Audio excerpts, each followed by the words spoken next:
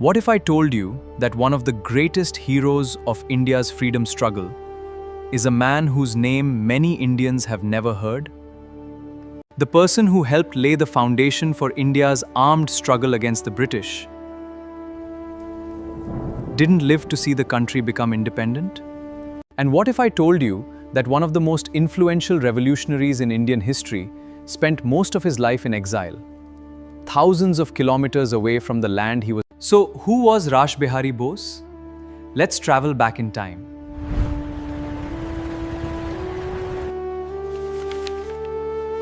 Rashbehari Bose was born on May 25, 1886, in the village of Subaldaha, Bardhaman.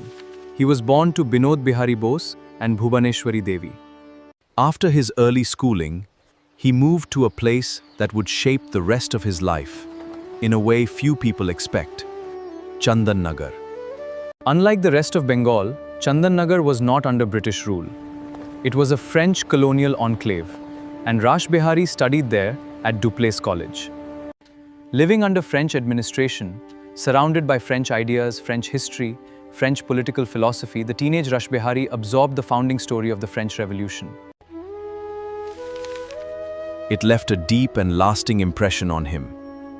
He held a series of clerical jobs at the Forest Research Institute. But behind the quiet exterior of a government clerk, a revolutionary was forming. He came under the influence of Motilal Roy, a man who inspired a generation of revolutionaries.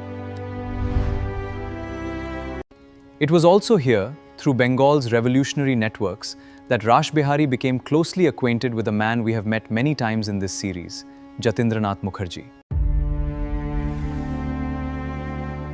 We must unite the network.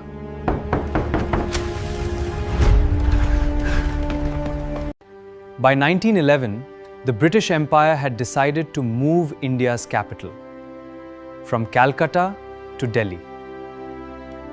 It was a day of absolute splendor, a moment frozen in time.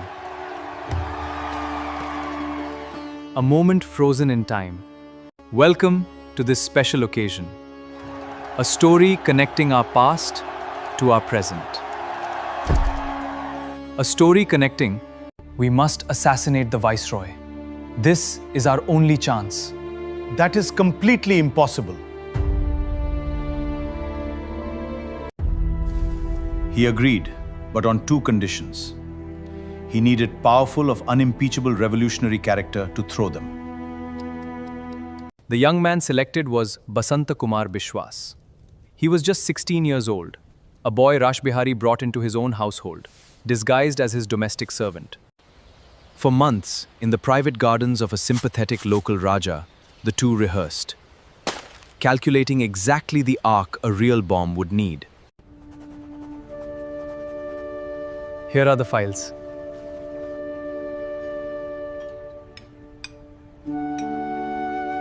December 23, 1912.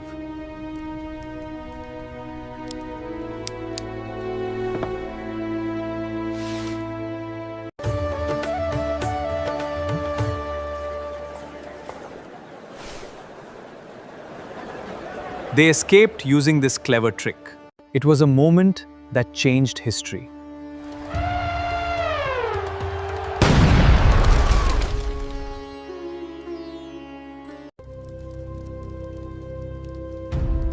The British launched an enormous manhunt after this incident.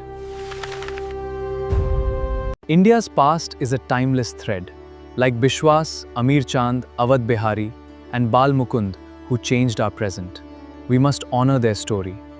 But Rashbehari Bose himself remained maddeningly, impossibly elusive.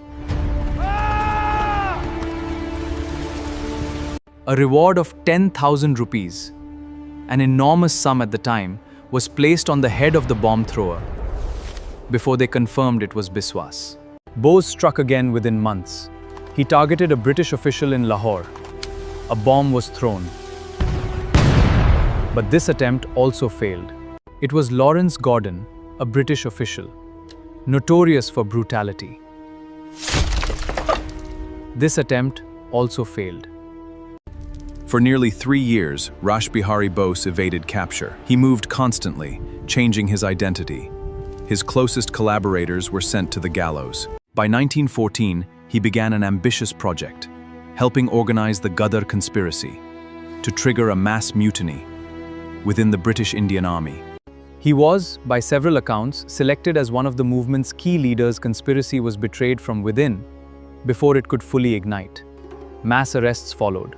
Rashbehari Bose once again slipped through the net. But he understood now, with absolute clarity, that India held no further safe ground for him. In April 1915, after living underground, he made his decision. He would leave India. He boarded the ship under a new name, Priyanath Thakur.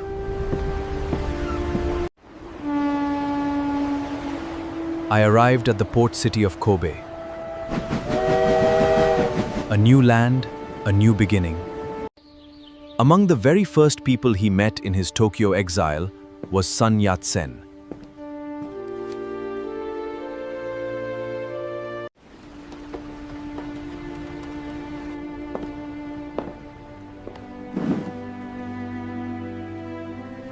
Read Steny.